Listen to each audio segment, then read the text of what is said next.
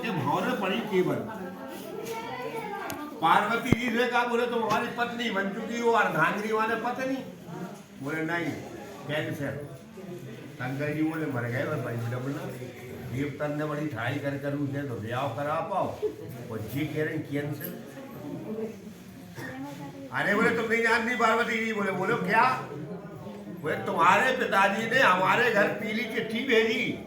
बोले महाराज यार मेरी चिट्ठी मेरा ब्याह हो।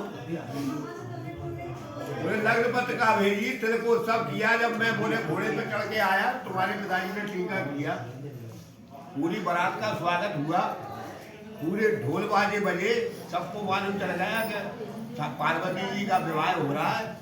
बोले ठीक है, लेकिन महाराज शर्त ये है। बोले परिक्रमा पर गई, छटाई भंवरिया हो अगर तो बिटिया बाबुल की। बोले 6 पर गई, 7 पर गई, जैसे मतलब नहीं है हम यज्ञ में जा। और विष्णु भगवान का यज्ञ साक्षात सभी देवता बैठे हैं परिक्रमा करने से। जितनी स्त्रियां बोले परिक्रमा करती हैं, क्या परिक्रमा करने से वो स्त्रियां बन जाती हैं, उनकी पत्नी बन जाती है? बोले बाबा, बोले पार्वती आज जन्म देन कर रही कुछ गड़बड़। बात बताओ क्या है? बोले बात ये है, हमारी ये शर्त है, आज ये कन्या है पार्वती स्वरूपा, ये अपने पति से शर्त कर रही है, सब माने 7 वचन मांग रही है। अगर आप ये 7 वचनों को मानेंगे तो मैं आपकी पत्नी, अन्यथा नहीं। वो पहला वचन कौन सा है आप ध्यान से सुने। पग पवित्र तीर्थ गमन, कर पवित्र कछुदान, मुख पवित्र जब होएगा, भजिए सीताराम। बोले आप मुझे लेकर के तीर्थ यात्रा करेंगे? बोले बाबा जरूर कर, जब पत्नी हो गई वही करने से चल छोड़ दे तुम। क्यों? तीर्थ यात्रा में बिना पत्नी के यात्रा सफल नहीं होती है। एक बार तीर्थम व्रतोद्यापन यज्ञ दानम, व्रत करोगे तो मुझे से पूछ के करोगे। जो रंजा अपनी मर्जी से, फिर हम पे पतो रंजा। और तुम हो पास है, तुमको चाहिए फलार और हमने कढ़ी बना दे, बताओ फिर गड़बड़ हो जाए। नहीं भूखे प्यासे आए के तुम से तो बनावे में फलार बनावे में टाइम लगे। हमसे कह दो शाम के कल हमारा व्रत है तो हम तुम्हारे लिए फलार की व्यवस्था करेंगे। तीर्थम व्रतोद्यापन यज्ञ, किसी व्रत का उद्यापन होता है, उस उद्यापन में हमें साथ लेकर के करना होगा, नहीं अकेले। बोले पक्की बात। कहने का मतलब पार्वती जी मांगती जा रही है, भोले बाबा देते जा रहे हैं। आगे की बात तीर्थम व्रतोद्यापन यज्ञ, बोले यज्ञ करो तो मुझे साथ में लेकर के, अन्यथा अकेले नहीं। दान करो तो मुझे साथ में लेकर के करो। यज्ञ दानम मया साहत्व, माने मेरी सहायता से। यदि नाथ पुरिया करोगे तो वामांग मायावी तदा त्वदीयम। संस्कृत भाषा है वामांग के दायन। वामांग मायावी तदा त्वदीयम जगादि कन्या वचनम च प्रथमम। ये पहला वचन मांगा पार्वती। बोले बाबा, बोले पक्की बात, और बोलो क्या करना। पहला मान हो गया, पहला ही नहीं पढ़ो वचन। अब दूसरा सुन लो। बोले आए व्यवधान धनादि का नाम, कुरिया पशु नाम परपालनम चा, वामांग मायामी तदा त्वदीयम जगादि कन्या वचनम द्वितीयम। दूसरा वचन है आय और व्यय। पैसे का आना होता है, पतिदेव तारों लगा के मुंबई चले गए। अब बताओ 4 रिश्तेदार की व्यवस्था को करके पत्नी कहाँ जाए किससे पैसे मांगने के लिए। पत्नी को ये मालूम होनी चाहिए मेरा पैसा पेमेंट तिजोरी के अंदर है, फटाक निकाला, ले आओ, चाय ले आओ, नाश्ता ले आओ, ये ले आओ, व्यवस्था हो गई, चलेगा। आय व्यय, आप धन का आना पत्नी को पता होना चाहिए मेरे पास पैसा है। व्यय खर्च करो तो खर्च का भी पता होना चाहिए। आय व्यय धान धनादि का नाम, कुरिया पशु नाम पर पालनम चा। छोटे से लेकर के बड़ा पशु आप खरीदे पालन करें तो मेरी सहायता करें। देखा नहीं आप लोग खेती में लगे रहते, हम लोग भी लगे रहते। वो गाय की सेवा करती, भैंस की सेवा करती, दूध निकाल के हमको रात को पिलाती। सूदरी उगे तभी तो लता उगे तो क्या दूध खा लेंगे। हाथ और बेचारी की टूट टाट के रोटी नहीं करते। तो सूदरी ले आओ बढ़िया दो।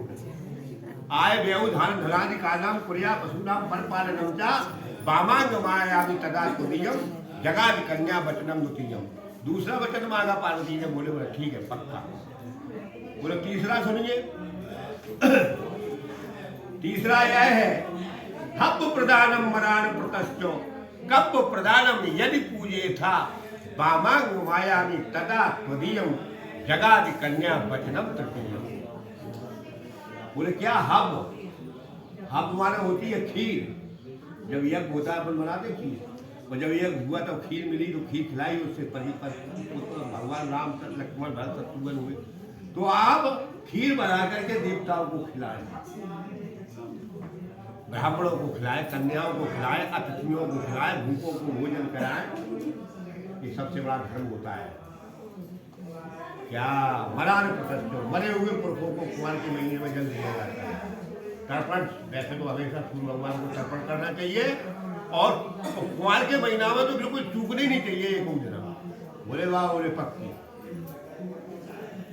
आए देवो अब देखिए आप, अब प्रधानम मरान प्रदत्तो कम प्रधानम यदि पूजेगा वामांग मायामि तदा तुदीयम जगादि कन्या वचनम चतुर्थम।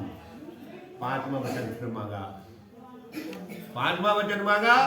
बोले महाराज भारत की नारी, सभी बहनाएं जानती है, नौजवान साथी जानते हैं, भारत की नारी प्रत्येक महीने में 4 दिन के लिए अपवित्र रहती है। अगर वह पति की सेवा करती है तो उसे पाप लगता है। अगर बोले बाबा बोले अपने खूब निंजा, देवरानी निंजा, जेठानी निंजा, सास निंजा, ननद निंजा, तो बोले टेक्कर बना के खवाओ, खाए का सेवा ही नहीं करते, बनाते हैं तो पाप लगता है। बोले बिल्कुल सुलह होने पे 4 दिन में सेवा करूंगा तुम्हारे लिए, मुझे बना के मैं खिलाऊंगा। सप्तमे सखी भवा। 7वां वचन मांगा। हे पतिदेव, मैं आपसे निवेदन करती हूँ, अगर हम बुलौआ चलौआ में जहाँ सखियों में बैठे हुए तो देर अवेर हो जाए, गाना है, बजाना है, कीर्तन है, तो वहाँ जाकर के हमको उद्दंडता नहीं दिखाएंगे आप। ये नहीं वही डंडा लेके पहुँच जाओ, कितना टाइम हो गया है, कटु वचन बोलने लगो, कटु वचन सबको पड़ी लगा। जो हमारा समूह है वहाँ सखियों का, अब वहाँ अपमान हो जाएगा, ये करोगे? बोले नहीं, बिल्कुल नहीं होगा, बिल्कुल डर। ज्यों की त्योहार मनु स्मृति में और में ली है एक बात। जब वेदों को पढ़ते हैं अपन लोग, संग्रह करते हैं बातों का, उसमें ये मिला है कि मैया पार्वती जी ने 7वां वचन बड़ा कर्रा मांगा। काय के इनने तपस्या करी थी कि जन्म जन्म रति रगड़ हमारी, बरा हो सम्मनत रहो कुंवारी। तो भोले बाबा ने भी प्रतिज्ञा कर ली थी कि हम भी विवाह जब तक जीवन इनका रहेगा, इनका अंतरी हो जाएगा, तब भी इनके साथ ही विवाह हमारा होगा, अन्यथा किसी के साथ नहीं। तो भैया पार्वती जी ने कहा, बोले महाराज जब तक मेरा जीवन है तब तक आप किसी दूसरी स्त्री से प्रेम नहीं करेंगे।